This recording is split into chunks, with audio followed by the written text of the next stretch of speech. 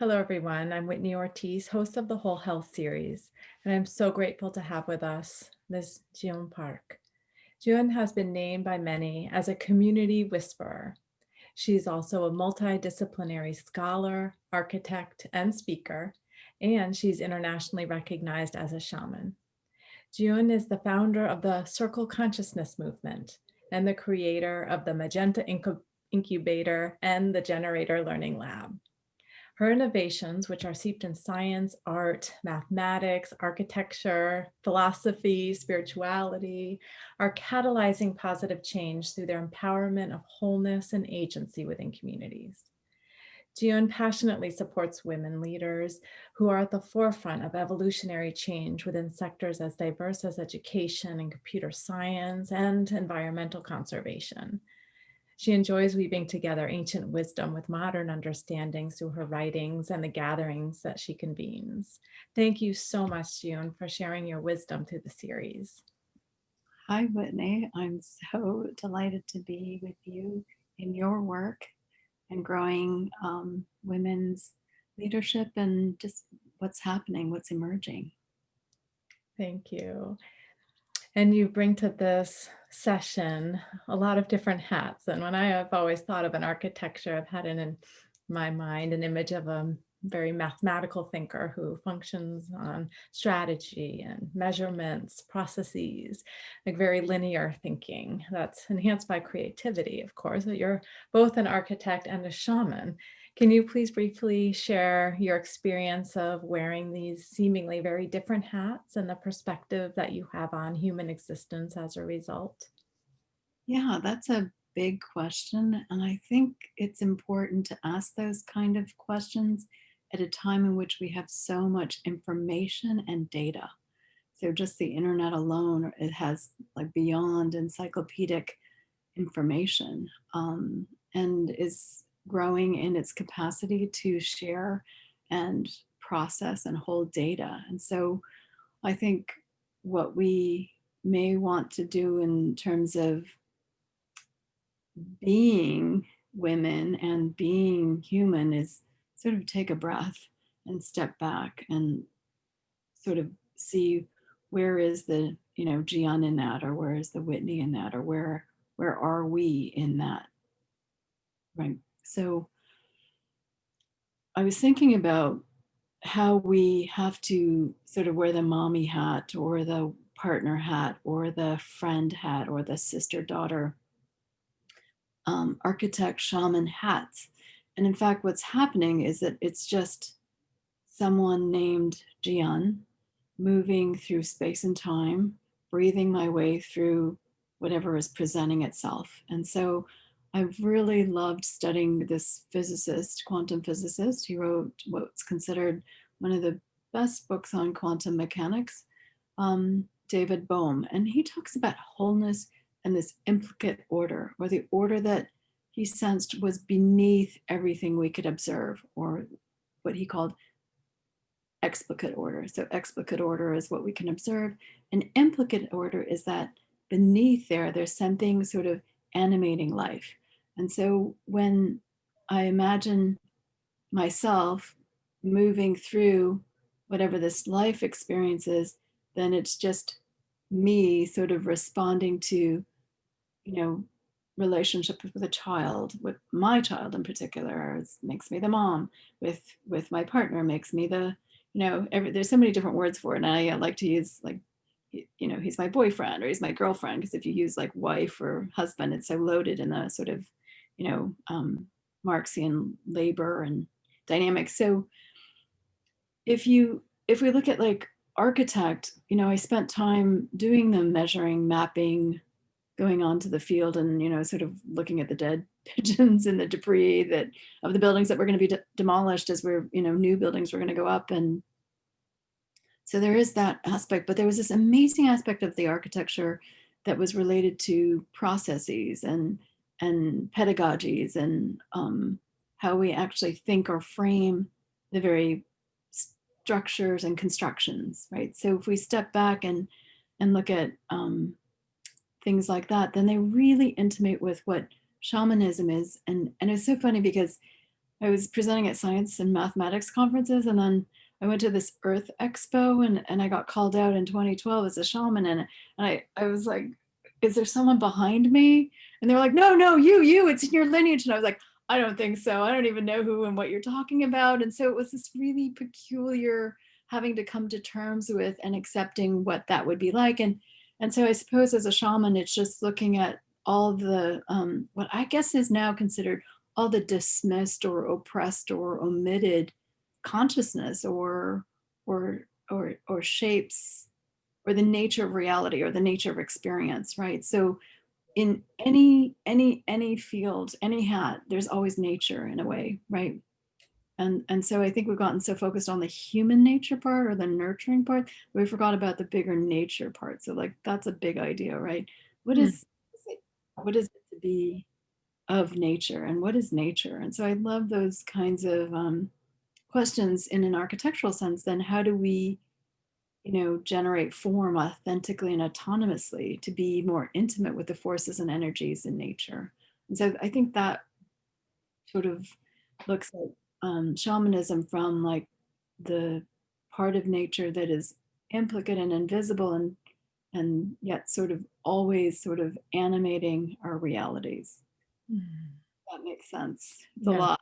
such a fascinating way to open up this session and helping us all to consider some deeper and bigger meanings behind that which is happening all around us, always unfolding within ourselves as well as within nature, within society. And you're formulating for us a way to understand all that is and has been and will be happening during this unique time in existence. Can you please explain for us what you mean by circle consciousness? Yeah, I love your reflections on the unfolding. So David Bohm literally acknowledged implicate order as this unfolding, whereas explicate order is this enfolding. So there's the UN and the EN. So one is unfolding and one is then enfolding, and it's almost like breath. So circle consciousness is um, taking something very, very simple, which kindergarten kiddos know, and then remembering it into our what might be called grid or square consciousness. So when in the Enlightenment period they were ordering or domesticating nature, it was through a grid, and they omitted or oppressed the female body, the female consciousness, and nature in a sense, right? So they put this grid over nature in order to map it, in order to name it, in order to do all this sort of quantifying it. And I think the question of quality or sensibility was dismissed because it was such a challenging time of war and conflict, but also they might not have had the tools that we have now, which are how do we look at more complex and more dynamic and what would be considered biomorphic sort of capacities, right? Because we have the tools and so circle consciousness is just remembering the things that were omitted and oppressed at that time when the grid consciousness really sort of took off. And it's a different kind of measurement, a more complex measurement, like 360 degrees in the circle like this, as opposed to like a monotheistic or mono, sort of way of looking at things, or a grid or box. So it's sort of like thinking out of the box, but with the box in a way. So how do we think out of the box? And that capacity of complexity not only makes things more intelligent, but it also allows us to sort of view or observe something far more organic and natural, complex, and Mm. ourselves. I think as women, I think the circle really. So the ancient Greek goddess Hestia, her symbol is the circle.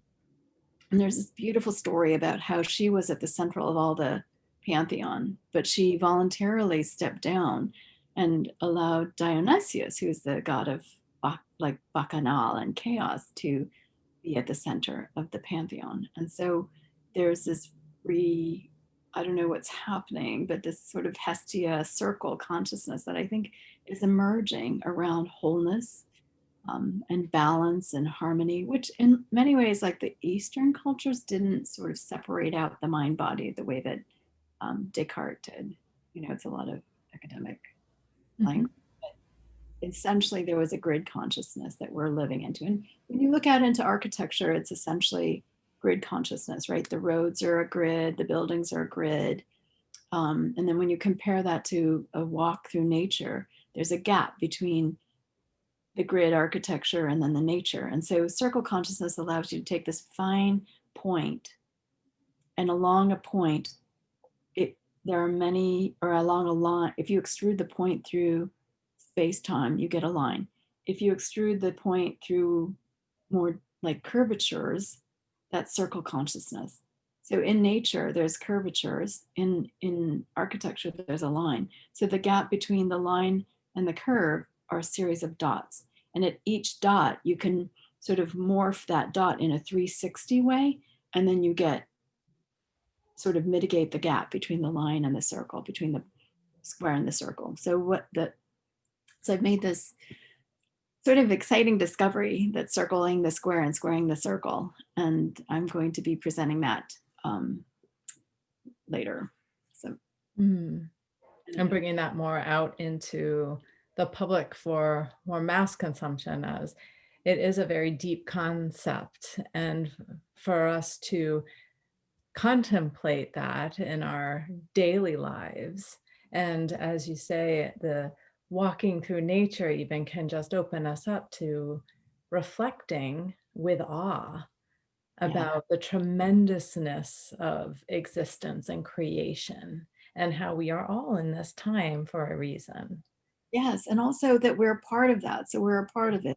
I think the single most important thing is to realize that we are already belonging to something. You know, this is not about me, it's about us, we, right? This is all about our self actualization, our self realization, and ultimately what Abraham Maslow talked about in his Maslow's hierarchy of needs is this self transcendence where we see ourselves of nature, right? And what does that indicate? And how do we design after that? Or how do we, sort of exist after that?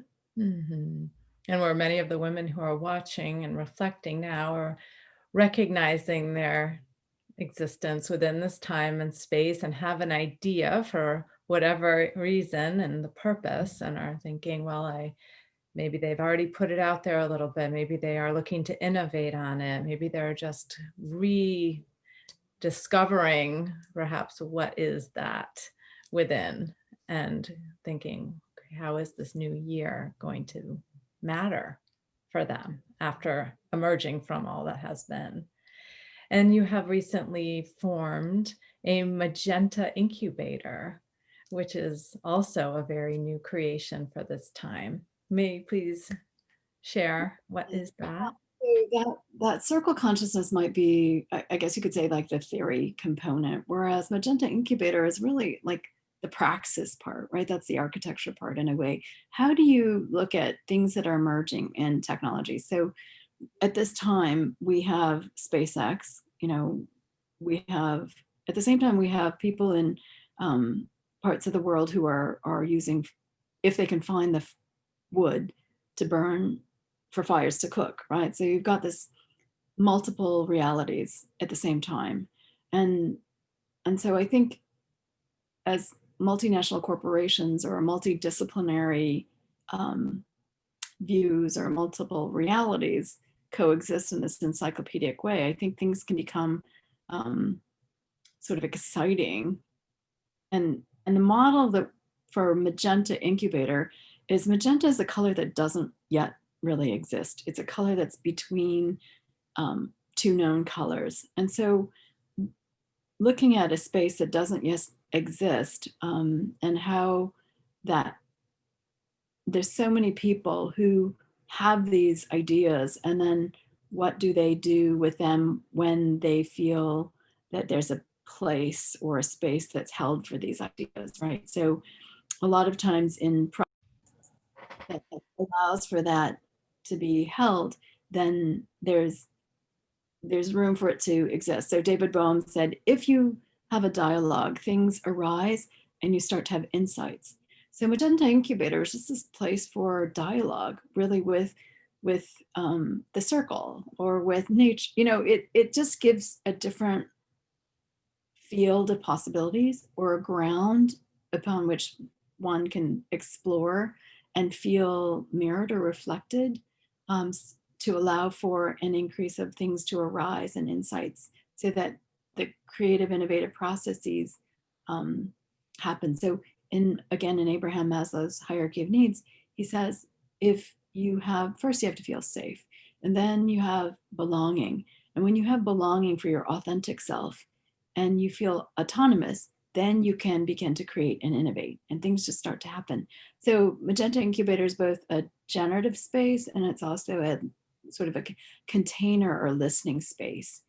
So I think a lot of times women in particular don't want to admit a couple of things. One, how enraged the world has made us, because there's very little reflection in the architecture or spaces that mirror our existence. And then two, this sort of the nature of our experiences, right? There isn't a lot of language. It's not a predominantly female language kind of space. So particularly in business, or science, or so Magenta Incubator just allows this sort of dialogue space or community space or whatever it needs to be. I'm not going to control it, right? It's just for maybe identifying what are the unmet needs, and then maybe what are some next steps in terms of creating, co-creating, innovating, as invitations. It's just an offering of this. Right now it's a virtual space, but we have a few people. I think what we found in community is that people have this, oh, I don't believe that's possible. And then you show them other people who are doing it, and they're like, oh, maybe it is possible. So there's all these steps for how to increase the capacity for what is innovative or creative. Mm. It's a process, it's a process, right? They said startups, you have to fail 3 times in order to be viable. So it removes the idea of the perfect paradigm, which I think makes women in particular very insecure, because you have this idealized, I should be this kind of hat wearing person. And so this is less of the idealized self and more of a self where you can just have a question, or, and there's spaces like this already happening at levels of like quantum, spaces, or there's a lot of spaces like this. It's just we'll see how it goes. It's sort of nascent, so we'll see how it. But it is a beautiful offer, and it does invite others to engage and to reflect that this is possible, that this is happening, that there are communities of people who are really contemplating at this deep level and offering the safe and secure community of coming together in this time of newness. Right. Can you share, please, in a couple of minutes, how people can engage with you, connect with you, follow your writing and your work as it is unfolding? Oh, thank you. So yeah, so we just secured circleconsciousness.com, and magentaincubator.com. And that was thanks to a friend, Matthew Arndt, who was listening, doing the generative learning. Generative learning lab is another place we're sort of developing. So circleconsciousness.com and then magentaincubator.com. And I bring up Matthew because he said, he was listening and he said, we were talking about Magenta and incubator, and he just put them together. And we thought, there are so many people who want to do new curriculum, new products, new services that could really benefit from this, right? Just and then generative learning lab is the sort of taking all this information and putting it into a website so people can just explore what we're talking about more in depthly on their own, and also trying to make it accessible for kids so that they feel confirmed or affirmed in their experiences. Oh, thank you, Jen. There's so much depth and wealth of content and information. We could go on for hours talking, as this session is too be so short of 20 minutes. It is to give a taste for those out there who are interested in going further. And thank you so very much for sharing your wisdom and to let us know how we can further engage with you moving forward. Thank you. Yeah, you're so thank you so much because I don't know if I said that, but your wholeness and wellness component, the thing about David Bohm is that it's already interconnected. Mhm. We're already whole. Mhm. The field from which we create is already whole. And so rather than assembling the parts, we just present or presence ourselves into that already made nature. And so I think that, you know, the wellness is largely in releasing or letting go and allowing for those insights and whatever is arising. Thank you. Thank you.